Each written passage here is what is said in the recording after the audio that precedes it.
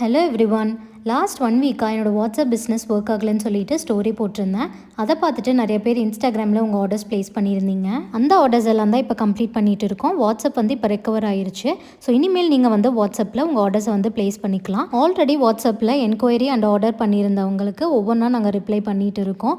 1 வீக்காக ரிப்ளை பண்ணாதனால நிறைய மெசேஜஸ் சேர்ந்துருக்கு. ஸோ கொஞ்சம் வெயிட் பண்ணுங்கள். உங்களோட ஆர்டர்ஸ் அண்ட் என்கொயரிஸ்க்கு சீக்கிரமாகவே ரிப்ளை பண்ணிடுறோம். ஸ்டார்டிங்கில் நம்ம ப்ரௌனி பீசஸை இண்டிவிஜுவலாக கிளிங் ரேப் பண்ணி தான் டெலிவரி கொடுத்துட்டு இருந்தோம்.